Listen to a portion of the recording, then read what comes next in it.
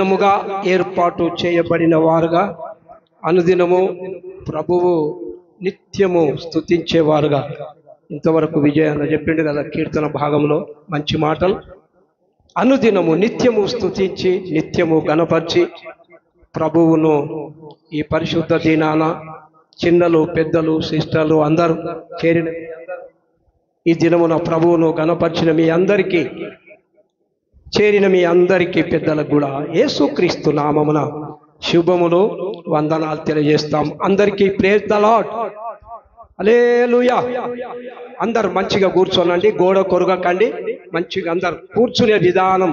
మనం చాలా స్థలం కూడా ఉంది సిస్టర్లు, మీరు ఇక్కడ కూడా ముందుకు రావచ్చు. వెనకాల వాళ్ళు చాలా ఇబ్బంది పడతా ఉన్నారు. ఎవరు ఇబ్బంది పడకూడదు. మనము కరోనా టైంలల్లా ఎట్లా మెయింటైన్ చేసినామో అట్లనే మెయింటైన్ చేయాలి. దగ్గర ఉండకుండా చాలా జాగ్రత్తగా కూర్చుంటే మంచిది. మనలో దూరంకే వచ్చే వాళ్ళు మనం కూర్చునే విధానం చూస్తారు, మనం దేవుని మాటలు వింటున్న విధానం చూస్తారు. షేబా దేశపు రాణి ఏమన్నాదంటే సొలొమోనును, ప్రపంచమంతటా నేనే గొప్ప, నేనే గొప్ప, నేనే గొప్ప, నాకు కోట్ల దేవతలు, నేను ఆరాధించుకుంటా. ఆమె కాళ్ళ మీద ఎంతో గర్విష్ఠిగా ఆమె షేబా దేశపు రాణి అని వ్రాయబడినది, దక్షిణ దేశపు రాణి అని కూడా రాయబడి ఉన్నది. ఆమె అంత గనురాలు అయినప్పటికీ కూడా ఆమె ఒక అసూయ, ఒక ఈర్ష్య ఆమె లోపల వచ్చిందట. ఏమొచ్చిందంటే, అందరూ నన్ను కనపరచకుండా ఎవరి పేరో చెప్తున్నారు. ఆయన పేరు యెరూషలేము రాజు సీయోను, సొలొమోను రాజు పేరు చెప్తున్నారు అందరు, నాకంటే గొప్పోడా అనే ఆలోచన ఆమెకి తటస్థించిందట. తటస్థించి అట్లాగా ఒక ఆయన ఉన్నాడు సొలొమోను రాజు, ఆ మందిరం ఎంత మంచిగా ఉంటుంది, ఆయన వాక్యం వినటోళ్ళు ఎట్లుంటారు అని ఆయన చెప్తా ఉంటే ఆమెకు అసూయ అనుకుందామా, ప్రేమ అనుకుందామా, చూడాలని ఆయన ఆశ, ఆ మనిషినే చూడాలి అనుకున్నదంట ఆమె. మనసులు అనుకొని పరివారం అంటే చాలా మంది పరివారం చాలా మంది అంటే బంధువులు, కుటుంబీకులు, వాళ్ళకి కావాల్సిన దాసీలు, మంత్రులు అందరిని పిలిపించుకొని కొన్ని రథాలు, బంగారాలు, వెండి సామాగ్రి అంతా తీసుకొని ఎక్కడ బయలుదేరిందంటే సొలొమోను రాజు దగ్గరికి. ఎవరి దగ్గరికి? సొలొమోను రాజును చూడాలి, నాకంతా కావాలి, అంత గొప్పోడు కదా, ఆయనను చూడాలి. ఎవరు చూసినా సొలొమోను రాజు అంటారు ఏమిటి, నామం గట నేనే గొప్పదాన్ని అంటే. ఆయన ఆరాధించే దేవుడు సృష్టికర్త, భూమిని, ఆకాశమును, సముద్రమును, మనుషులను, సమస్త పశు పక్షాదులను, అందులో ఉన్న చేపలను సమస్తమును నిర్మించిన సృష్టికర్త అయిన దేవాది దేవుడు ఆయన ఆరాధన చేస్తాడు అని తెలుసుకున్నదాన్ని. తెలుసుకొని ఇక షార్ట్గా చెప్తున్నా, ఇదే వాక్యం అయితే ఇప్పుడు చెప్పుకుంటూ పోతే పరిగెత్తుకొని అందరిని తీసుకొని వచ్చి సొలొమోను మందిరం దగ్గరికి వచ్చింది. సొలొమోను మందిరం దగ్గరికి, తన దేశాన్ని విడిచి సొలొమోను మందిరం దగ్గరికి వచ్చి, మందిరంలో ఆరాధన జరిగే టైం ఆమె హాజరై నిలబడ్డది. నిలబడి ఆమె ఏమనుకుంటుందంట మనసులో, అక్కడ ఏమనుకున్నది, అంతరంగంలో ప్రతి ఒక్కరికి ఒక తలంపు ఉంటుంది కదా. ఇక్కడ ప్రయాణం, అక్కడ దేశంలో ఉన్నప్పుడు ఏమనుకుంది, ఆహా నాకంటే మించి ఉన్నాడా, ఎవరు ప్రజలు చూసినా సొలొమోను అంటున్నారు ఏంది, ఆ దేవుడు గొప్పోడు అంటున్నారు ఏంది, మందిరము గొప్పది అంటున్నారు ఏంది, ఆయన ఒక్కడే పూజనీయుడు అంటున్నారు ఏంది, ఆయన ఒక్కడే కీర్తనీయుడు అంటున్నారు ఏంది, ఎందుకని అట్లా ప్రజలంతా నువ్వు సృష్టికర్త దేవుణ్ణి ఎందుకు ఆరాధిస్తున్నారు, మా దేవతల ఆరాధనలు కావా, ఇవన్నీ పూజనీయులు కావా అని ఒక తలంపుతో, ఉద్దేశంతో, ఏ ఉద్దేశమైనా తెలుసుకోవడం మంచిది ఏదైనా. అందరు స్తోత్రం చెప్పండి, అందరు గట్టిగా స్తోత్రం చెప్పండి. బాయిల కప్పలేక నేనే గొప్పని అనుకోనకూడదు. ఎప్పుడైనా నేను గొప్పని, నేను జ్ఞానవంతుణ్ణి అని ఎప్పుడూ జ్ఞానవంతుడు నాకంటే గొప్పోడు ఇంకోడు ఉంటాడు అనుకుంటారే తప్ప, మన జ్ఞానం, నీ జ్ఞానము కప్ప కాలంత కాదు, మన జ్ఞానం ఇంతంత కాదు. జ్ఞానము తెలుసుకోవాలి. ఆయన జ్ఞానము ప్రసిద్ధి కలిగిన జ్ఞానం. జ్ఞానవంతుడైన నజరుడైన యేసు సొలొమోనుకు ఉచితంగా దయచేసిన జ్ఞానం. ఆ జ్ఞానాన్ని చూడడానికి వచ్చి నిలబడి ఏమంటారు తెలుసా, ఆమె బార్డర్ అంటాం కదా మన శివునపురం బార్డర్, కలకుంట్ల బాడ ఇవన్నీ శివారు. ఆ శివార్ల అడుగు పెట్టగానే భయం జరిగిందంట ఆమెకు. ఏం జరిగింది? భయం. శివార్లకు అడుగు పెట్టగానే భయం. దేవతలు వేరు, దేవుడు వేరు. సృష్టికర్త అయిన ప్రభావం వేరు, ఆయన జ్ఞానం వేరు, ఆయన శక్తి వేరు, దేవతలు వేరు. ఎంత జ్ఞానం, ఎంత మతి తప్పి పని చేయాలి పని. సృష్టికర్త అయిన దేవాది దేవుడు నిడిచిపెట్టినోడు అంతా మతి తప్పి పని చేస్తున్నాడు. హనాని అనే ఒక ప్రవక్త ఆశారాజులు అంటాడు, నువ్వు మతి తప్పి ప్రయత్నం చేస్తావు. మతి తప్పినవు. మతి తప్పడం అంటే జ్ఞానము తప్పినవు, బుద్ధి తప్పినవు, నీకు తెలివి లేదు నీకు అన్నాడు అన్నమాట. చాలా మంది అట్లా ఆమె వచ్చి అనుకున్నది. ఆమె వచ్చి ఏం చేసిందంటే వాళ్ళ రాగానే పోయి ఎక్కడ అక్కడ ఉన్నప్పుడు ఏదో విధంగా ఉండే నాకు ఇక్కడ రాగానే శివ దాటగానే ఎట్లా అనిపిస్తుంది. పోయిపోయి మందిరము దగ్గరికి వచ్చి వాళ్ళు నిలబడగానే మందిరములో కూర్చున్న వాళ్ళను చూశాడు. వాళ్ళు అర్పించే బలులను చూసింది. వాళ్ళు మాట్లాడుకునే విధానం చూశారు. సొలొమోను ప్రసంగం చేస్తున్నప్పుడు ఆయన జ్ఞాన వాక్కులు వింటా ఉంది. నువ్వు నేను చెప్పిన సమాధానం చెప్తావా అన్నది ఆమె. సమాధానం చెప్తావా, నీకంత జ్ఞానం ఉందా అని అడిగింది సభాముఖంగా. అడిగితే సెకండ్ల మీద ఆమె చెప్పిన సమాధానం పటాపట్ సొలొమోను పంచలు విరగొట్టి ప్రతి వాక్యాన్ని తెలియపరిచాడు. అప్పుడు అంటారు ఆమె, లక్షల మంది సొలొమోను దగ్గర వాక్యాలు వింటున్న అందరితో ఆమె నిలబడేమంటారంటే, నిన్ను రాజుగా నియమించిన దేవునికి స్తుతి కలుగును గాక అన్నది. అందరు స్తోత్రం చెప్పండి. నిన్ను రాజుగా నియమించిన దేవునికి, రాజుగా నియమించిన దేవునికి ఈ దినమున స్తుతి కలుగును గాక. స్తుతి అంటే ఆమెకు రాదు. ఇంతవరకు పూజానే చెప్పిన రీతిగా అందరికీ స్తుతి రాదు. ఇవి అవి పెట్టేస్తారే కానీ తప్ప హృదయం ఉన్నట్టే ఉంటుంది. ఎంత దూరంలో హృదయం ఉన్నట్టే ఉంటుంది. ఈ ఒక్క దేవుని దగ్గరికి వస్తేనే హృదయంలోది బయటపడాలి.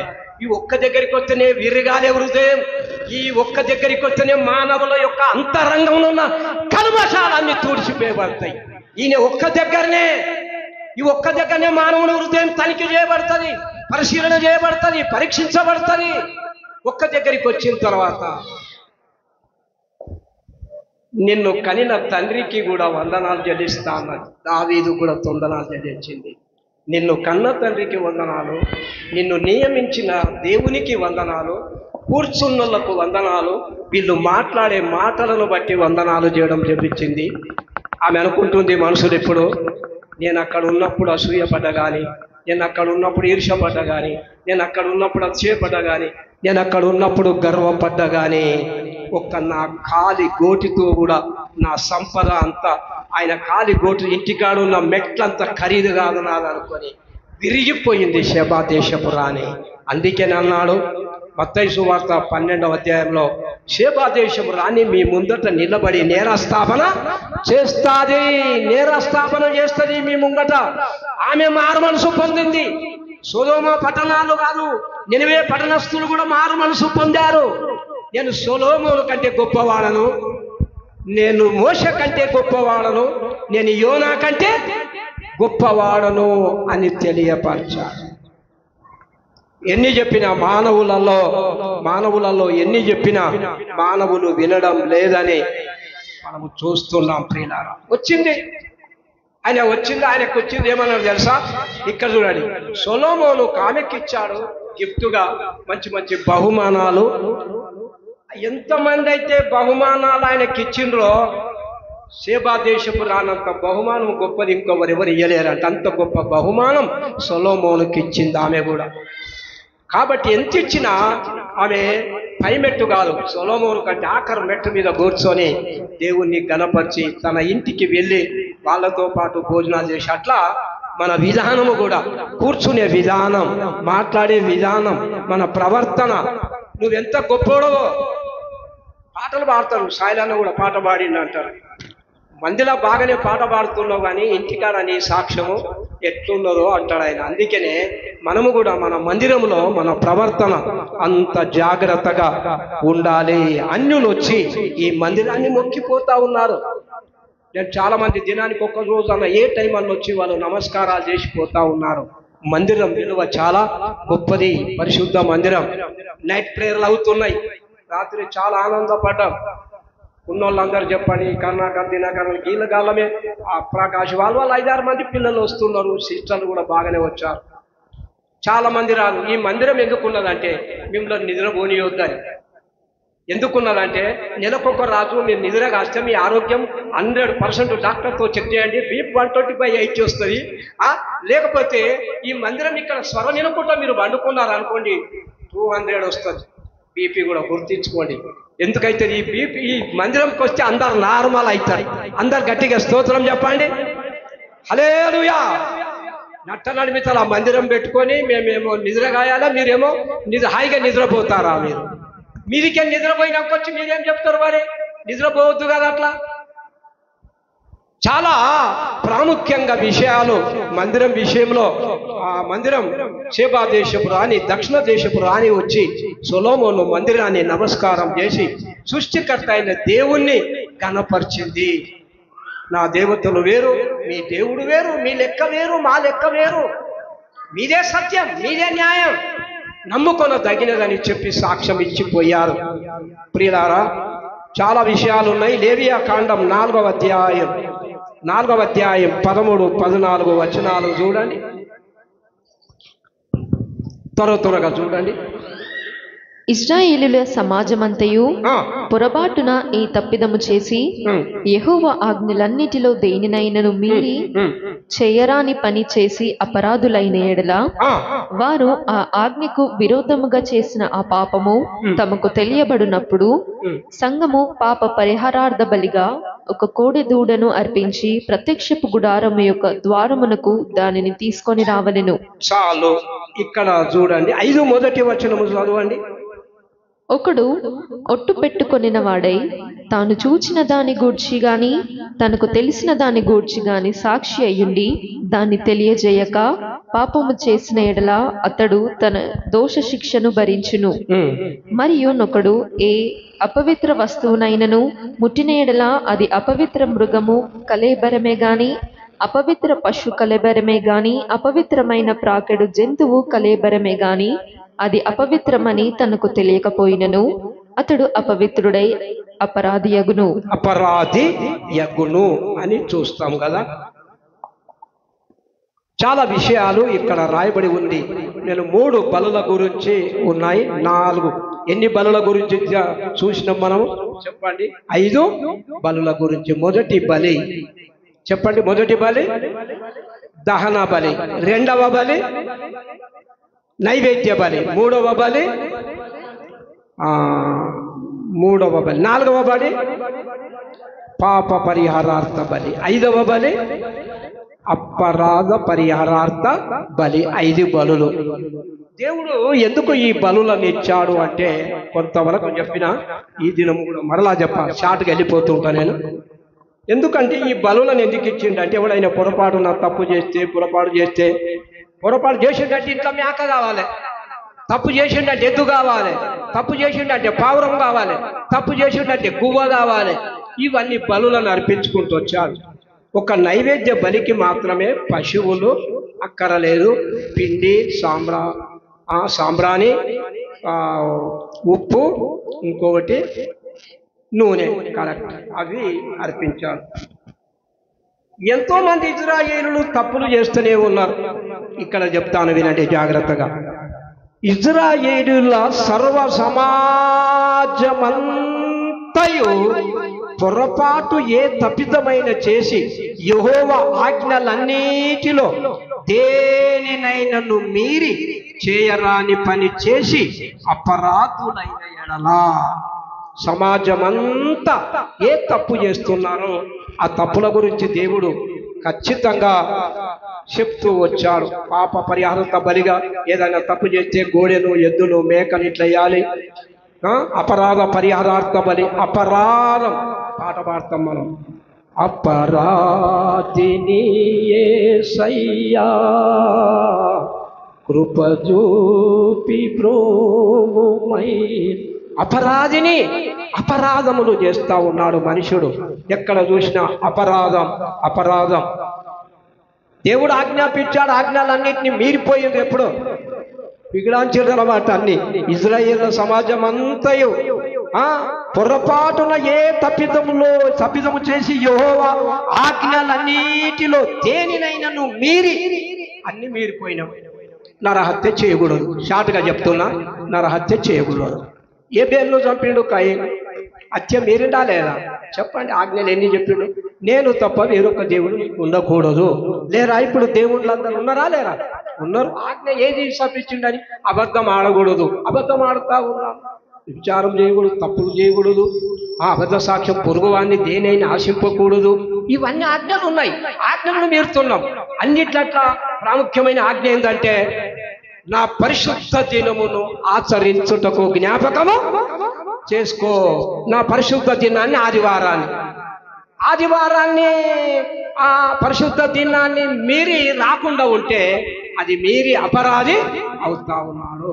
మాట్లాడవలసిందే మాట్లాడాలా, నాలుకతోని మాట్లాడకూడదు. మాట్లాడితే కూడా అపరాధం అవుతుంది. వ్యర్థముగా ఉచ్చరిస్తే కూడా అపరాధం అవుతుంది. ఎన్ని అపరాధాలు! దశమ భాగాలు ఇవ్వాలి. 10వ వంతు ఉన్నది. 10వ వంతు నీ భాగంలో నుండి తీసుకురావాలి. అప్పుడు ఒక సడన్గా అనుకోకుండా 10 గంటల రాత్రికి 10 మంది చుట్టాలు వచ్చిర్రు అనుకోండి, ఉన్న దాంట్లో నీకు అన్నం సరిపెడతా అన్నాడు దేవుడు. 1 కిలో బియ్యం ఉంది, కిలో దశం, 2 కూలిపోయినవు, 2 కిలోలు వేసిండు. 2 వేస్తే 1 దేవునికి ఇచ్చినవు. 1 సరిపోదు. మరి 10 మంది ఒక్కడే తింటాడు. ఆ 10 మందికి 30 మంది ఆహారం అవుతుంది అని దేవుడు అన్నాడు. అవుతుంది కూడా ఖచ్చితంగా. అందరు స్తోత్రం చెప్పండి. నువ్వు ఇచ్చి చూడు, ఆకాశం విప్పుతా అన్నాడు కదా.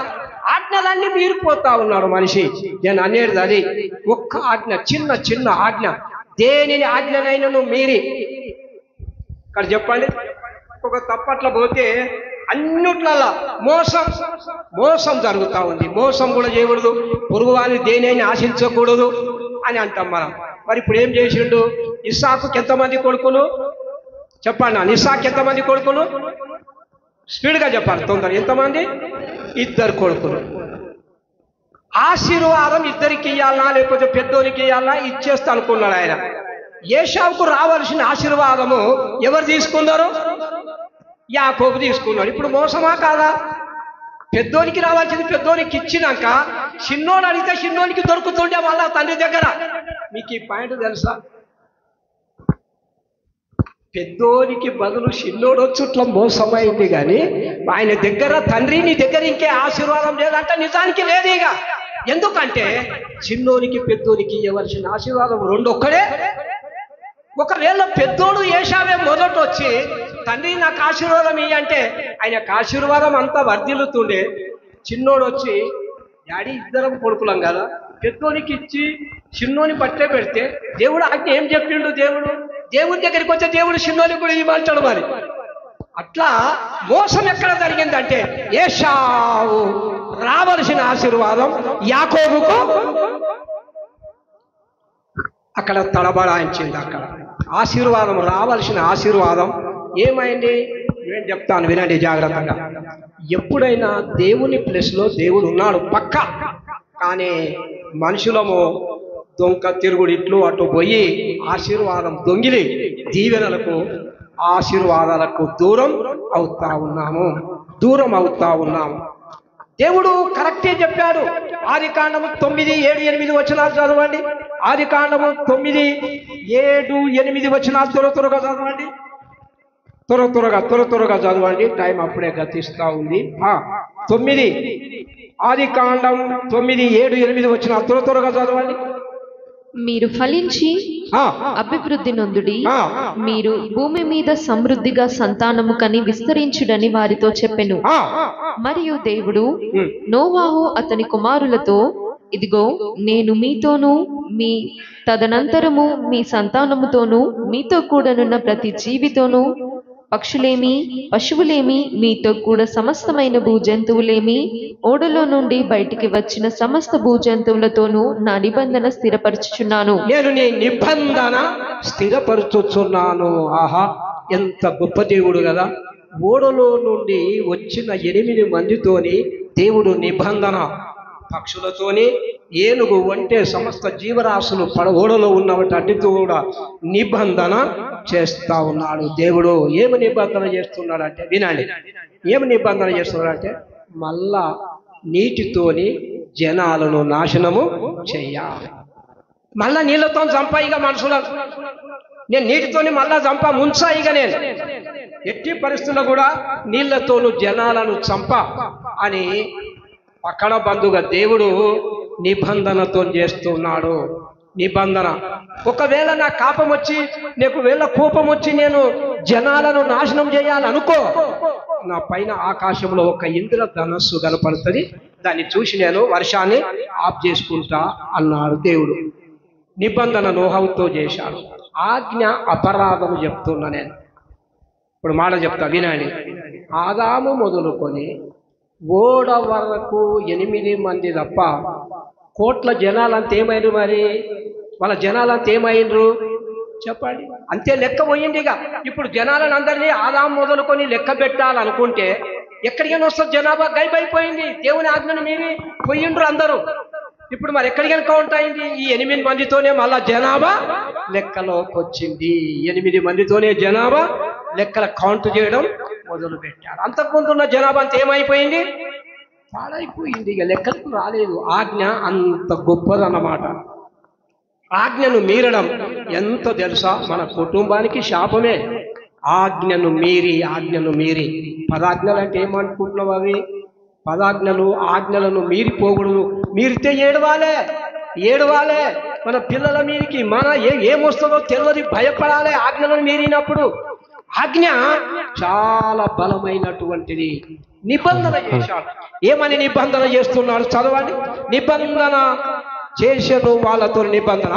నేను మీతో నా నిబంధన స్థిరపరచుదును. సమస్త శరీరులు ప్రవాహ జలముల వలన ఇకను లయపరచబడరు.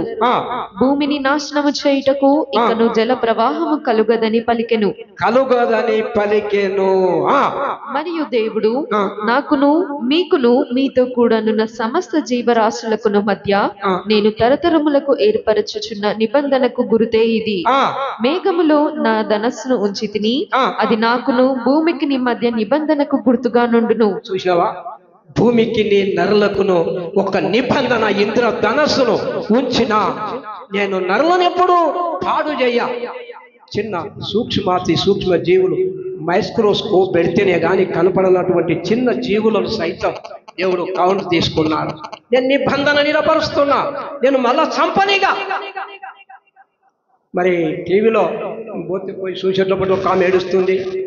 ఆయన పేరు నారాయణ అంట. ఆమె నీళ్ళల్లో కొట్టుకొని పోయిండు. పక్క చూసిన నేను, తమ్ముడు వచ్చిందంట, అన్న మిగిలిపోయిండంట.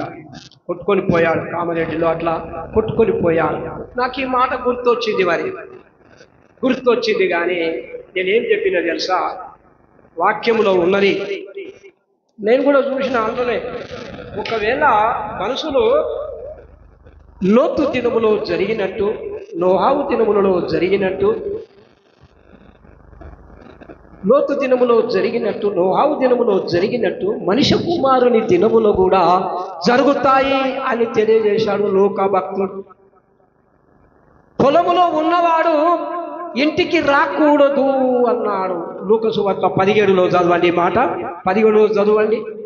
లూకా సువార్త 17వ అధ్యాయం మాట చదవండి. త్వరగా చదవండి. ఆ మాట సమయం కాదు కానీ.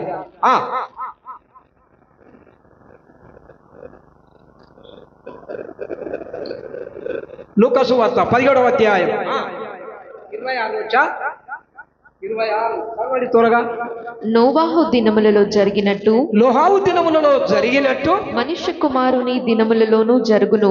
అయితే నిద్రపోకూడదు. మరి మనం మనుష్య కుమారుని దినాలలో నిద్రపోకుండా ప్రార్థన చేయాలి. మనం వాడు ఒక్క మనిషి పోయిండు, వాళ్ళ ఇంట్లో 4 బిడ్డలు కలిసి గో అంటే ఏడుస్తూ ఉన్నారు. అల్లుంటి మన కళ్ళ ముందు కనిపించినా మనం మంచిగానే ఉన్నాం. మనం కంపల్సరీ ఏం తేవాలో కందికైనా తెచ్చుకుంటున్నాం. ఎంత తినాలో అంత తింటున్నాం, కడుపు నిండా తింటున్నాం, నిజమే. కానీ మరి రోజున దుఃఖంతో ఉన్నారు. మన ప్లేస్లో మన పిల్లలు ఏమవుతారో, ఎవరికి ఏ హాని జరుగుతుందో. మనం ఎంతో ప్రార్థనలో రాత్రింబగలు దేవుని ఎదుట సమయం వచ్చినప్పుడు 1 గంట సేపు మోకరించకపోతే చదువు నాన్న, కంటిగా చదువు. నోవాహు దినములలో జరిగినట్టు మనుష్య కుమారుని దినములలోనూ జరుగును.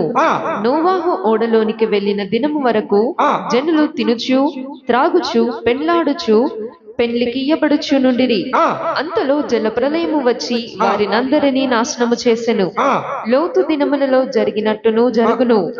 జనులు తినుచు త్రాగుచు కొనుచు అమ్ముచు నారు నాటుచు ఇండ్లు కట్టుచు నుండిరి. అయితే లోతు సొదొమ విడిచిన పోయిన దినమున ఆకాశము నుండి అగ్ని గంధకములు కురిసి వారినందరినీ నాశనము చేసెను.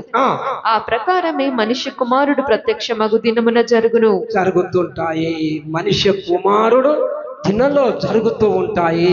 మనుష్య కుమారుని దినాల్లో జరుగుతాయి. లోతు దినాలను జ్ఞాపకం చేసుకో, నోహావు దినాలను జ్ఞాపకం చేసుకొని బతకాలన్నాడు అన్నమాట. అది లెక్క. ఏం చెప్పిండంటే అట్లా బతుకోని గుర్తులేదా? జలప్రలయం పోతుంది, మొత్తం పోతలేదు, కొంచెం పోతుంది. ఆ కొంచెం మనకు రాలేదుగా, కొంచెం మన దాకా రాలేదు కదా. విన్నారా? భయము కలిగించే మాటలు అన్నమాట ఇవి. నోవాహు కాలములో జరిగినట్టు మనుష్య కుమారుని దినాల్లో కూడా జరుగుతాయి. అది చదువు నాన్న. ఇప్పుడు నాకే పాయింట్ అంటే, పొలములో ఉండువాడు ఇంటికి రాకూడదు. అది చదువు. ఆ దినమున మిద్దె మీద ఉండువాడు కిందికి దిగకూడదు. ఇంట ఉండు తన సామాగ్రిని తీసుకొని పోవుటకు దిగకూడదు. అలాగే పొలములో ఉండువాడును తిరిగి రాకూడదు అన్నాడు కదా. మరి నాకు ఈ మాట, ఆమె అక్కడ చీముద్దడికి పోగానే ఈ మాట గుర్తొచ్చింది నాకు. ఈ మాటనే గుర్తొచ్చింది నాకు. ఆహా దేవా, ఈ మనుష్య కుమారుని రాకడ దినాలు సమీపంగా ఉన్నాయి, సమీపంగా కనపడుతూ ఉన్నాయి. పొలములో ఉండువాడు ఇంటికి రాకూడదు. మిద్దె మీద అంటే 2వ అంతస్తులో ఉన్నవాడు కిందికి దిగి సామాగ్రి తీసుకుపోయే దినాలు కావు. నోహావు దినములో జరిగినట్టు మనుష్య కుమారుని దినములలో జరుగుతున్నాయి. రాకడ సమీపంగా ఉంది. ఈ మాట నాకు గుర్తొచ్చింది. అరే నిజమే కదా ప్రభువా, నోవాహుతోనైతే వాగ్దానం చేసిండు, నిబంధన చేసిండు, నిజమే. కానీ చేసిన దోషాలను బట్టి, అపరాధాలను బట్టి అప్పుడప్పుడు శిక్ష వస్తూనే ఉన్నది. అపరాధం, చేసిన దోషం, పాప పరిహార్థం, పాపాత్మురాలు వలె యేసు పాదములను కన్నీళ్లు పడిచి చేసిన దోషాన్ని కడుక్కునే వాళ్ళు లేరు. అలానే మిగిలిపోతా ఉన్నారు. నాకు రాత్రి అంతా ఇట్లా మేల్క రాగానే, అరే లూకా 17 పొలంలో ఉండేవాడు ఇంటికి రాకూడదు, పొలంలో ఇంటికాడు తిరిగి రాకూడదు.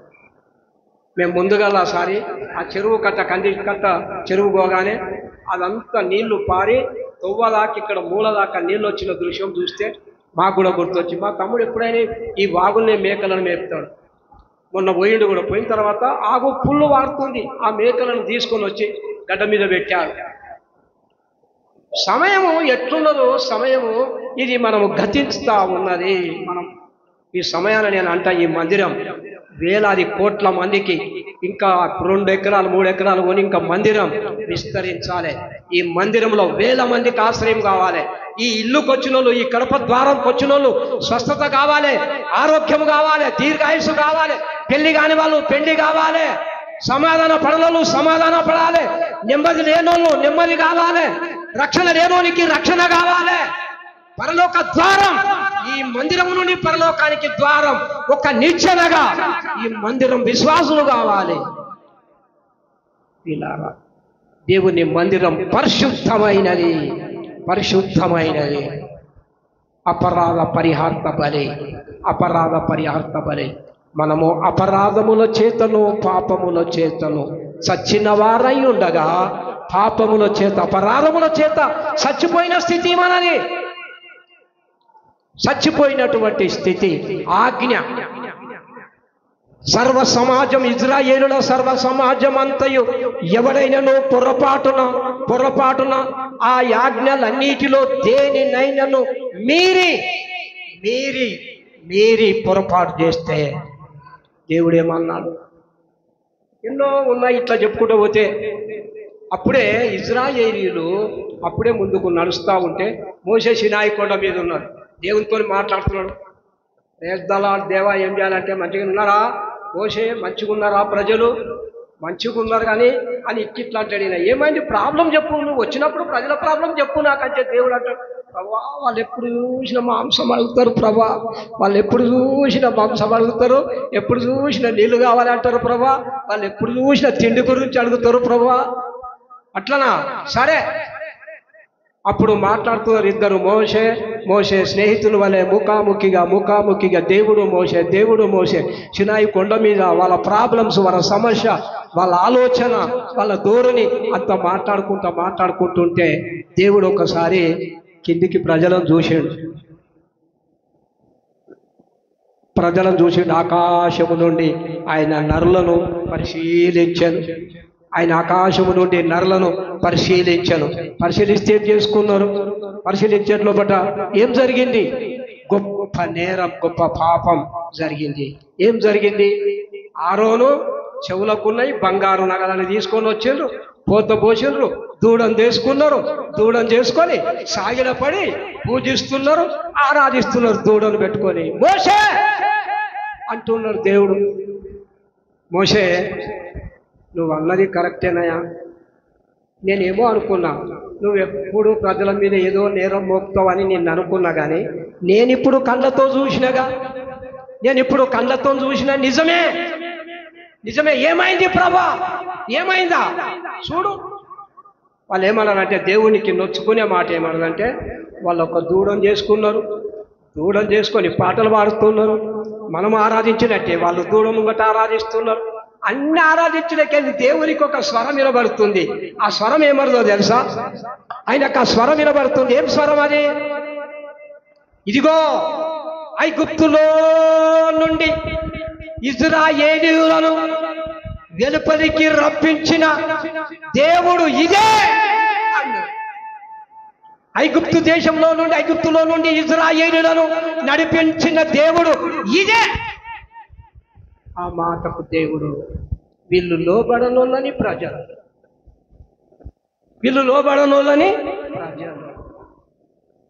ఐగుప్తులో నుండి నడిపించిన దేవుడు తీయండి. నిర్గమకాండం 32 చదవండి దయచేసి. నిర్గమకాండం 32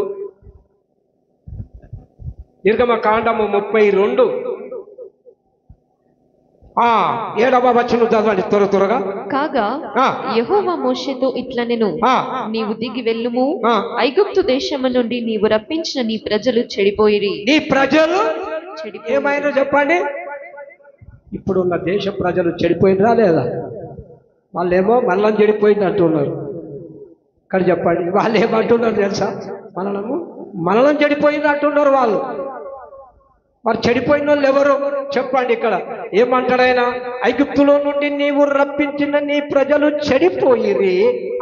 నేను వారికి నియమించిన త్రోవ నుండి త్వరగా తొలగిపోయి తమ కొరకు పోత పోసిన దూడను చేసుకొని దానికి సాగిలపడి బలి నర్పించి ఓ ఇశ్రాయేలు ఐగుప్తు దేశము నుండి నిన్ను రప్పించిన నీ దేవుడు ఇదే అని చెప్పుకొనిరి అనెను. ఇదే దేవుడు ఒక దూడను చేసుకొని అంట, ఆ దూడను ఇదే ఐగుప్తుల నుండి మిమ్మల్ని రప్పించి పాప పరిహారం చేసిన దేవుడు. ఇది అపరాధం కాదా? చెప్పండి, ఇది అపరాధం కాదా?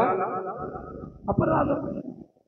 మొదటి ఆజ్ఞను మీరి దూడను చేసుకుంటే ఏమని రాయబడి ఉన్నదంటే వాక్యంలో, నా స్వరూపాన్ని, ఇక్కడ చూడండి, ఇప్పుడు 2 స్వరూపాలు వస్తాయి ఇక్కడ.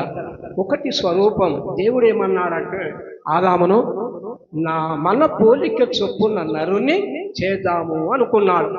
మన పోలిక చొప్పున, దేవుని పోలిక చొప్పున ఆదామును తయారు చేశాడు.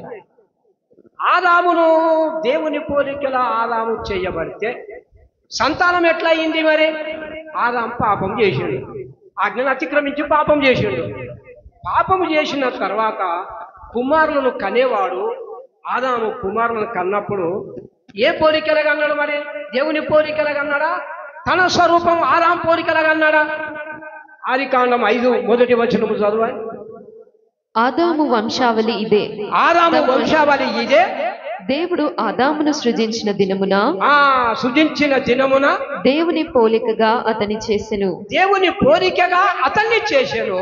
మగవానిగాను ఆడుదానిగాను వారిని సృజించి వారు సృజించబడిన దినమున వారిని ఆశీర్వదించి ఆశీర్వదించాడు.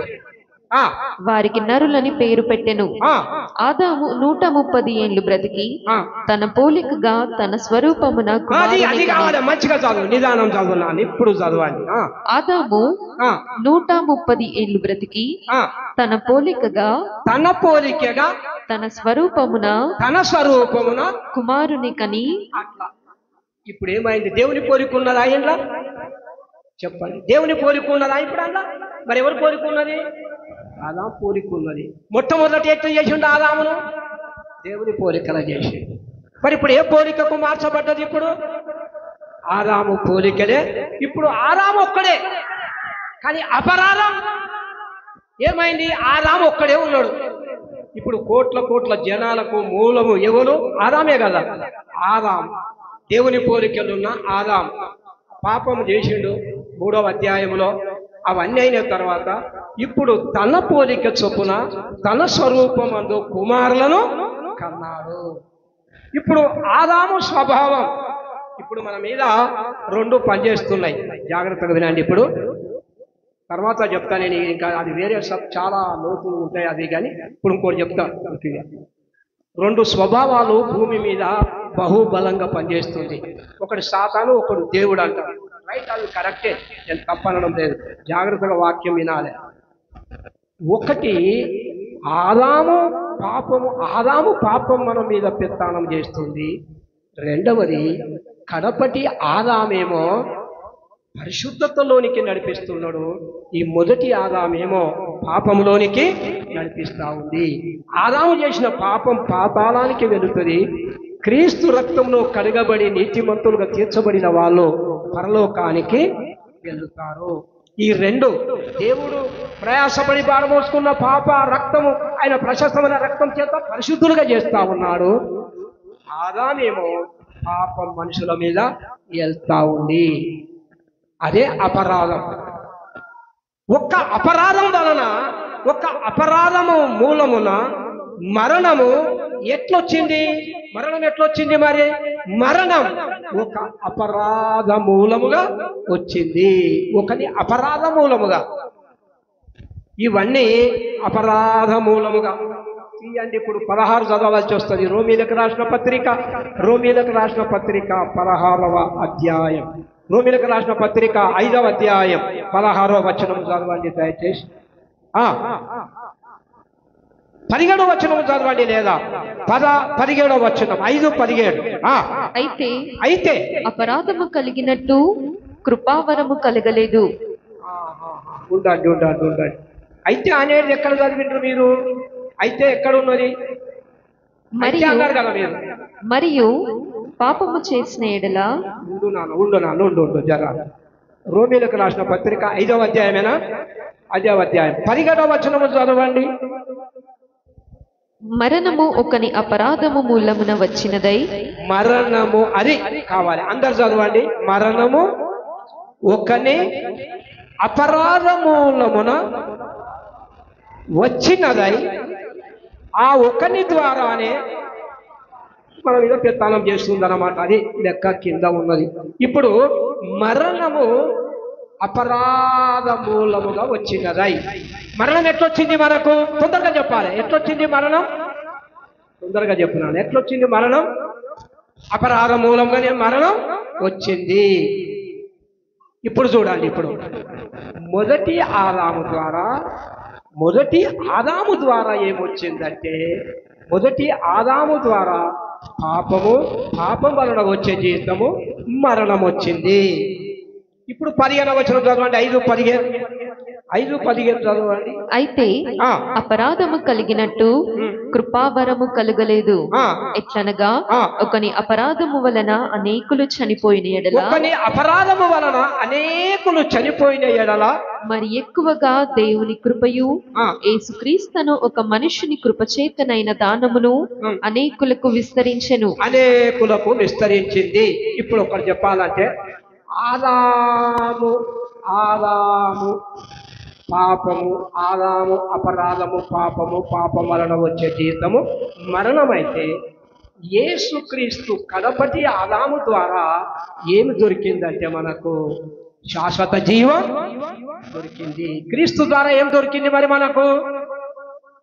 క్రీస్తు ద్వారా ఏం దొరికింది మనకు? 15 కంప్లీట్గా చదవండి. కృపావరం అపరాధము యొక్క చనిపోయిన ఎడల, ఒకని అపరాధము వలన అనేకులు చనిపోయిన ఎడల మరి ఎక్కువగా దేవుని కృపయు యేసుక్రీస్తును ఒక మనిషిని కృపచేతనే దానమును అనేకులకు విస్తరించను. 16వ వచనం చదవండి.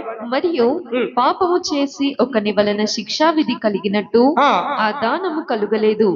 ఎలియనగా తీర్పు ఒక అపరాధ మూలముగా వచ్చినదై శిక్షావిధికి కారణమాయెను. శిక్షావిధికి కారణం అయ్యింది. కొంచెం అర్థం చేసుకున్నాడు బాగానే కష్టంగానే ఉంటది ఇక్కడ కొంచెము. 14వ వచనము చదువు నాన్న. 14వ వచనము చదువు. అయినను ఆదాము చేసిన అతిక్రమమును పోలి పాపము చేయని వారి మీద కూడా ఆదాము మొదలుకొని మోషే వరకు మరణమేలెను. మరణం ఏల్తా ఉంది అందరి మీద. ఇప్పుడు ఆదామును మనం చూడలేదు, ఆదాం కొడుకులను చూడలేదు, ఏం చూడలేదు, నోవా వాళ్ళందరినీ చూడకపోయినా కూడా మనందరి మీద ఆదాం ఒకని ద్వారా పాపం మనందరి మీద వెళ్తా ఉంది. ఈ కడపటి ఆదాము ద్వారా కూడా ఏం చెబుతుందంటే నిత్య జీవం దొరుకుతుంది. నిత్య జీవం, శాశ్వతమైనటువంటి జీవం ఈ ఆదాము ద్వారా దొరుకుతుంది. అవన్నీ చాలా మంచిగా నిదానంగా ధ్యానం చేయవలసిన వాళ్ళం. 18వ వచనం కూడా చదవండి. 18వ వచనం. కాబట్టి తీర్పు ఒక్క అపరాధ మూలమున వచ్చినదై మనుషులకందరికీ శిక్షావిధి కలుగుటకు ఎలాగు కారణమాయెనో, అలాగే ఒక పుణ్య కార్యము వలన కృపాదానము మనుషులందరికీ జీవప్రదమైన నీతి విధింపబడుటకు కారణమైపోయిందన్నమాట. యేసుక్రీస్తే మూల కారణం అన్నిటికీ.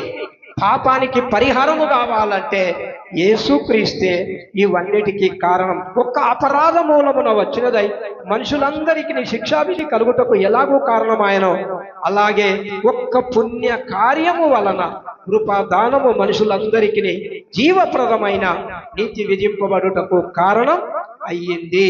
ఇవన్నీ చాలా విషయాలు. అపరాధం అనే మాటలు గుర్తుకు చేస్తున్నాం ప్రియులారా. ఇవన్నీ మొదటి ఆదాము కడపటి ఆదాములు ఇద్దరు కలిసి ఈ విధంగా మనకు కనబడుతూ ఉంటది. మొదటి ఆదాము కడపటి ఆదాము వలన అపరాధము నిమిత్తమే క్రీస్తు మనందరి కొరకు మరణించినాడు. సమయం దగ్గరికి వచ్చింది కాబట్టి 32 మరలా చూడండి. ఇదే ఇజ్రాయేలీలు అతిక్రమం చేసి దేవునికి పాపం చేసి గురి అవుతా ఉన్నారు.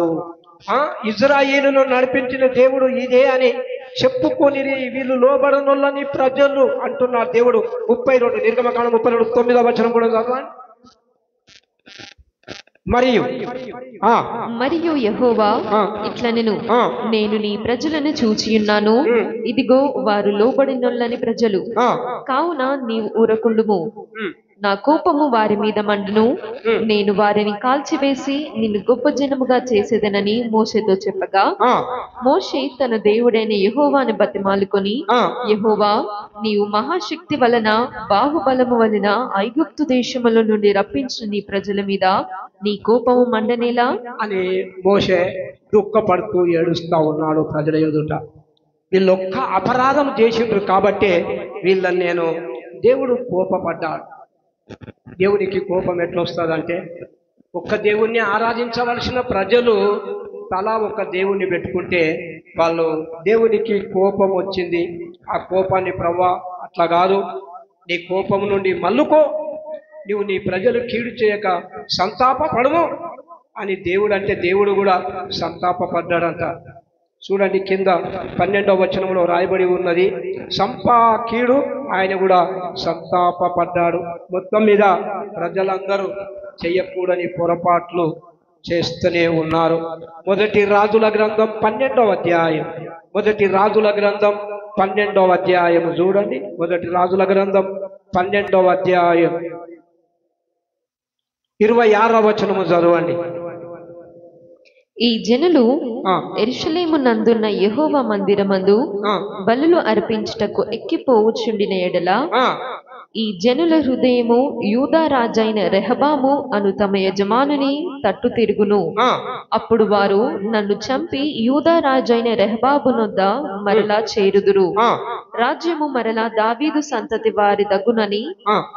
యెరోబాము తన హృదయమందు తలంచి యెరోబాము తన హృదయమందు తలంచి ఆలోచన చేసి 2 బంగారపు దూడలు చేయించి 2 బంగారు దూడలను చేయించి జనులను పిలిచి ఆ, యెరూషలేమునకు పోవుట మీకు బహు కష్టము. ఆ, ఇశ్రాయేలు వారలారా, ఐగుప్తు దేశములో నుండి మిమ్మను రప్పించిన మీ దేవుడు ఇవే అని చెప్పి ఆ.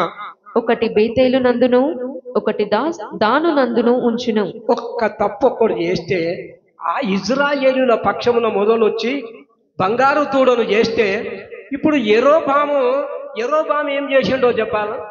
యెరూషలేము మందిరానికి పోయి బలులు అర్పించుకుంటూ వస్తా ఉంటే మీకు ఎక్కువ దూరం అవుతున్నది కదా, ఆ దేవుణ్ణి ఎందుకు మొక్కుతారని చెప్పి 2 దూడలను రెహబాము బంగారు దూడలను పెట్టి మధ్యన పెట్టి వాళ్ళనందరినీ కూడా ఇక్కడ పూజించడం మొదలు పెట్టాడు రెహబాం. విన్నారా? యెరోబాము ఇవన్నీ పనులు చేశాడు. రాజైన రెహబాము వద్ద చేరుదురు అనుకొని ఇవన్నీ ఆలోచన చేసి తలంచి జనులను పాడు చేశాడు. అట్లనే యెరోబాం చేసిన దయ్యమాత్మ, ఫరో చేసిన దయ్యమాత్మ, యెజబేలు చేసిన దయ్యమాత్మ, అహాబు చేసిన దయ్యమాత్మ ఇప్పుడు అందరి మీద చుట్టుకున్నది. అందరి మీద చుట్టుకొని ఏం చేస్తుందంటే ఇప్పుడు యెరూషలేములకు పోతే జీవం గల దేవుడు ఉన్నాడు, సృష్టికర్త అయిన దేవుడు ఉన్నాడు.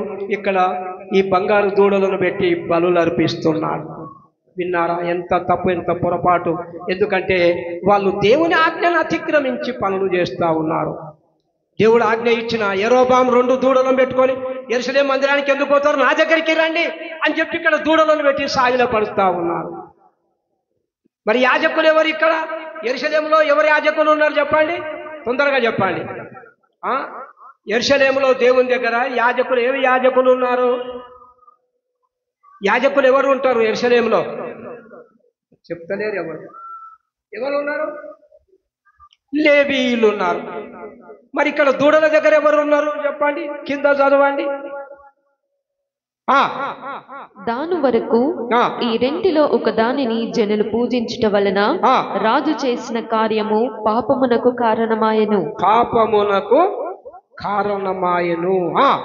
మరియు అతడు ఉన్నత స్థలములను కట్టించి మందిరముగా ఏర్పరచి లేవీయులు కాని సాధారణమైన వారిలో కొందరిని యాజకులుగా నియమించెను. ఎవరు నియమించండి? ఇప్పుడు లేవీయులు కాని సాధారణమైన మామూలు తీసుకొచ్చి లేవీయులను చేసిండు వాళ్ళు కూడా. అంటే అర్థం నకిలీ అన్నమాట. ఇప్పుడు ఇక్కడ చూడండి, ఒరిజినల్ యెరూషలేము మందిరం డూప్లికేట్. ఇప్పుడు యెరోబాం మందిరం కట్టిండు. చాలా మంది డూప్లికేట్ మందిరాలను కట్టి ప్రభువులు పాడు చేస్తూ ఉన్నారు. మందిరాలు 2, యెరోబాం మంచిగానే కట్టిండు మందిరం, కానీ దాంట్లో డూప్లికేట్ ఆరాధన జరుగుతుంది, అసత్య బోధ జరుగుతుంది, అసత్య దేవతల ఆరాధన జరుగుతూ ఉంది. ఇక్కడ లేవీయులు కాని సాధారణమైనటువంటి వ్యక్తులను తెచ్చి లేవీయులను కొంతమంది యాజకులుగా, సాధారణమైన వారిలో కొందరు యాజకులుగా నియమించెను. దేశం అంతా ఏం చేసిండు? శాపానికి, దోషానికి దూరం అయిపోయారు. దేవునికి, నిజ దేవునికి దూరమై అసత్య బోధల చేత నింపబడ్డారు. దీనారా అపరాధం, ఇవన్నీ అపరాధాల కిందికే వస్తాయని వాక్యంలో మనము చూస్తాం. ఇవన్నీ అపరాధాలే, అన్ని అపరాధాలే. దేవుడు మొదలు చెప్పిన తర్వాత చేసినటువంటి దోషాలు. యెహోషువ గ్రంథం తీయండి ఒకసారి. యెహోషువ గ్రంథం 7వ అధ్యాయం. యెహోషువ గ్రంథం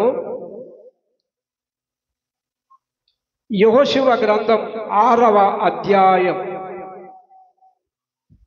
18వ వచనం చదవండి. 6:18వ వచనం. ఆ, శపింపబడిన దానిలో శపింపబడిన దానిలో కొంచెమైనను మీరు తీసుకొనిన ఎడల కొంచెమైనను మీరు తీసుకొనిన ఎడల మీరు శాపగ్రస్తులై ఆ, ఇశ్రాయేలుల పాలెమునకు శాపము తెప్పించి ఆ, దానికి బాధ కలుగజేయుదురు గనుక ఆ శపింపబడిన దానిని మీరు ముట్టకూడదు అని దేవుడు ఆజ్ఞ ఇచ్చాడు. దేవుడు శపించబడిన దానిని ముట్టకూడదని దేవుడు ఆజ్ఞాపించాడు. ఎవరికి? యెహోషువ వేగుల వారికి అందరికీ కూడా తెలియపరిచాడు. ఈ శపించబడిన ఎరుకో పట్టణం శపించబడ్డది, దాన్ని మీరు ముట్టకుండి, మీకేం తక్కువ కాదు. ఆ శపించిన దాన్ని ముట్టకూడని వాళ్ళకు ఆజ్ఞాపించిన తర్వాత ఏం జరిగింది మరి? శపించిన దానిలోనే ఒక ఆయన తీసుకొని దాచుకున్నాడు. అంటే ఏం పేరు ఆయన పేరు? తొందరగా చెప్పండి, మీకు తెలుసు కాబట్టి ముందుకు పోదాం. ఎవరు దాచుకున్నారు తీసుకొని? ఆకాను. రైట్. ఆకాను ఒక బంగారు కడ్డి తీసుకొని సామానులో దాచుకున్నాడు. హాయిపురం మీదికి పోయి యుద్ధానికి పోతే యుద్ధముల చాలా మంది 35-36 మంది మంచి సైనికులు చనిపోయారు. అప్పుడు యోషువ బృందం అంతా గొడవమంటే ఏడుస్తా ఉన్నారు. అపరాధం జరిగింది, పాపం జరిగింది. ఇక్కడ నేను ముట్టకూడదని చెప్పిందని బంగారం కడ్డి ఆశించి తీసుకొని దాచుకున్నాడు. అప్పుడు ఓడిపోయినాం ఎందుకని యోషువ అందరినీ పిలిచి ఏడుస్తా ఉన్నాడు. ఏం జరిగింది అంటే, హాయిపురపలు మమ్మల్ని నిలవనీయక మమ్మల్ని తరిమి అనేక సైనికులను అందరినీ కూడా చంపేశారని తిరిగి వాళ్ళు భయపడుకుంటూ వచ్చి యెహోషువకు చెప్తే యెహోషువ బట్టలు తిప్పుకొని వచ్చి ఏడుస్తా ఉన్నాడు. అప్పుడు దేవుడు ఏమని తెలియపరిచాడంటే, ఇజ్రాయేలీలు పాపం చేశారు. విన్నావా? నేను ఇక్కడ ఒక మాట చెప్తున్నాను, మీకు వినండి. సంఘంలో పాపం చేస్తే అలా కుటుంబానికి జయం ఉండదు, సంఘంలో జయం ఉండదు. నీ డ్యూటీలో నువ్వు చేసే దగ్గర ఆశీర్వాదం ఉండదు, నీ దగ్గర కూడా ఆశీర్వాదం ఉండదు. ఒప్పుకుంటే ఆశీర్వాదం ఉంటుంది, ఒప్పుకొని విడిచిపెడితే కనికరం పొందుతాడు. విడిచిపెట్టక అట్టగా జరిగితే అది మహా మహా మహా శాపముగా మారిపోతా ఉంటుంది. పాపము దాచుకొని ఎరుకో శపమైన దాన్ని దాచుకొని యుద్ధానికి పోయిర్రు వీళ్ళు. యుద్ధానికి కప్పుకొని యుద్ధానికి పోతే అపజయం కలిగింది, అన్యాయం. సైనికులందరూ మరణించిండ్రు అక్కడ. అప్పుడు దేవుడు ఈ బట్టలన్నీ చింపుకొని గొనెపట కట్టుకొని ఏడిచి దుఃఖపడుతూ ఉంటే, యెహోషువ తల ఎందుకు కిందికి దించుకున్నావు? తల ఎత్తు. ఇజ్రాయేలులు పాపం చేసిరు. ఏం పాపం చేసిరు అంటే, ఒక బంగారు కడ్డి తీసుకొని దాచుకున్నారు. శపితమైంది, నువ్వు ముట్టకూడదని చెప్పినగా తీసుకొని పోయి దాచుకున్నారు అక్కడ. అది శపితమైంది, అందుకని మీరు అపజయం. హృదయం ఎప్పటికప్పుడు కడుకొనడానికి ప్రతి వారం బల్ల ఆయన శరీరం ముందు ఉంది. తెలివిలేని అజ్ఞానులు 4 వారాలకోసారి పెట్టుకుందామంటారు. అది అసలు మాటలు పట్టకూడదు. ప్రతిరోజు శరీరం కడుక్కొనడానికే.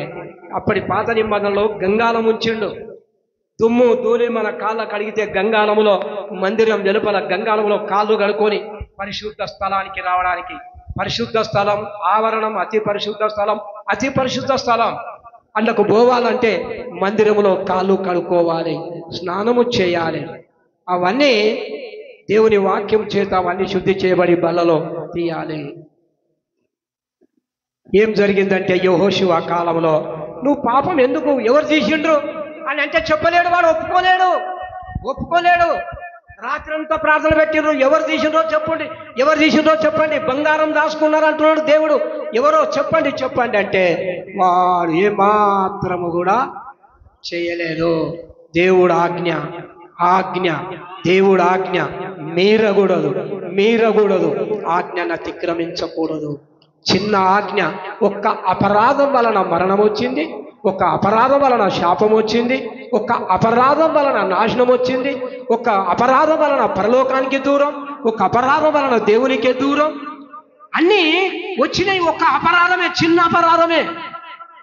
అప్పుడు వచ్చి అడిగితే తెల్లారి అన్నాడు. అప్పుడు యెహోషువ, నా కుమారులారా, అందరినీ చంపే బదులు ఒక్క కుటుంబం మీదకైనా పాపం వస్తుందేమో కానీ ఒప్పుకుంటాం మీ పక్షమున ఎవరన్నా తీసి సబదా అంటే ఒక్కొక్కటి తీయంగా కనజు కుమారుడైన ఆకాను పేరుకు వచ్చింది. ఆకాను దాచుకున్నట్టు వాళ్ళు బిలువురు అంటే కొడుకులు, భార్యను, పిల్లలను ఆకానునంతా తెచ్చి ఆ లోయలోనికి పోయి, ఆ లోయలోనికి పోయి అక్కడంతా ఫినిష్ చేసిండ్రు. ఆయనను ఫినిష్ చేసి పడేసిండు. విన్నారా? ఆజ్ఞ అతిక్రమం ఎంత పాపమో. మనం ఎప్పుడు ఆటాడుతూ ఉంటాం. మనం ఇద్దరు యజమానులుగా ఉండకూడదని దేవుడు చెప్పాడు. ఒక్కొక్క మాటను మనం చాలా జాగ్రత్తగా గమనించాలి. పాపం చేస్తూ ఉన్నారు. ఎవరికి? దేవునికి ఎదుట రహస్యంగా మనం దాచంచేది ఏమీ లేదు ప్రియులారా. ఒక సందర్భంలో ఎలీషా కూడా ఏం చేశాడు? ఎలీషా ముందట గేహాజీ ఉన్నాడు. నయమాను వెండి బంగారాలు తీసుకొని వచ్చిండు. ఎలీషా ముందట పెట్టిండి, ఇవి తీసుకో అని. ఈ సిరియా దేశమంతటా నేను అన్ని దేవుళ్ళను పూజించిన కానీ నీలాంటి సజీవుడైన దేవుడు ఎక్కడ లేడు కాబట్టి నువ్వు ఇవన్నీ తీసుకో అంటే నేను తీసుకోను, నాకు అవసరం లేదు అని పాపలు పంపిస్తే గేహాజీ ఆశించిపోయి వెండి బంగారాలు పరిగెత్తుకొని పోయి వెండి బంగారాలు తీసుకున్నాను. మా యజమానుల దగ్గరికి ఇప్పుడే ఇద్దరు యవనస్తులు వచ్చిండ్రు. వాళ్ళు దుస్తులు బంగారం ఏమని చెప్పిర్రు అని అబద్ధమాడి వెండి బంగారాలు తీసుకొని ఇంట్లో పెట్టుకొని ఎలీషా ముందట నిలబడ్డాడు గేహాజీ. అప్పుడు అడిగిండు, గేహాజీ ఎక్కడికి వెళ్ళినావు అని చెప్తే, అయ్యా నువ్వైతే ఆశించలేవు కానీ నాకు కొంచెం ఆశ పుట్టి నేను బంగారము దుస్తులు తెచ్చుకున్నా అంటే అయ్యిపోయింది కదా. పాపం ఇంటోళ్ళు బతికేటోళ్ళు కదా.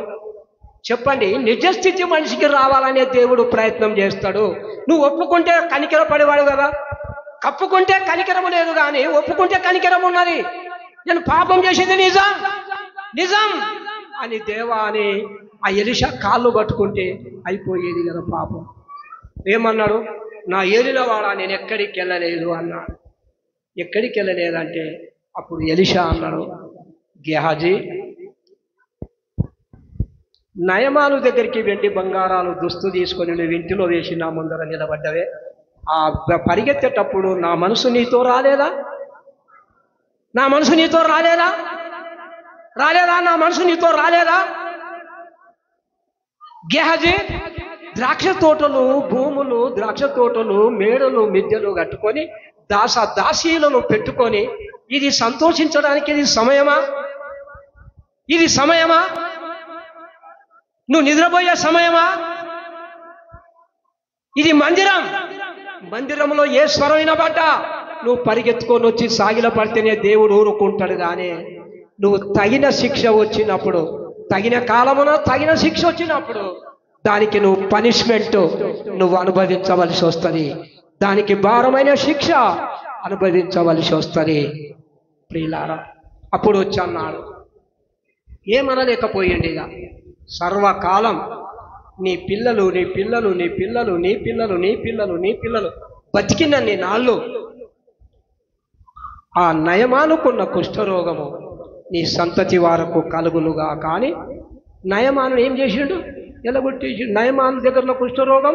గేహాజీకి ఒక్క మాట ఒప్పుకోవచ్చుగా. ఒప్పుకోడు ఎప్పుడు మనిషి. ఇది నేను తప్పు చేసినా, ఇది రైట్ కాదు, ఇది తప్పు. నువ్వు ఒక్కసారి ఒప్పుకొని చూడు, నీ హృదయంలో అప్పుడే సంతోషం, అప్పుడే సమాధానకర్త అయిన అధిపతి మన మీద ఏలుబడి చేస్తాడు. లేకపోతే ఆదాము చేసిన పాపం మన మీద ఏలుబడి చేస్తుంది, పెత్తనం చేస్తూ ఉంటుంది. దాని మీద మనము చాలా జాగ్రత్తగా మనము కాపాడుకోవాలి. అందరం మోకరించుదా.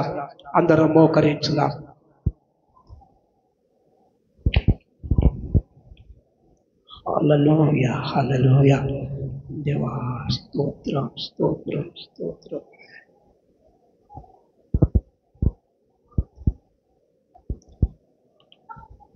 హల్లెలూయా.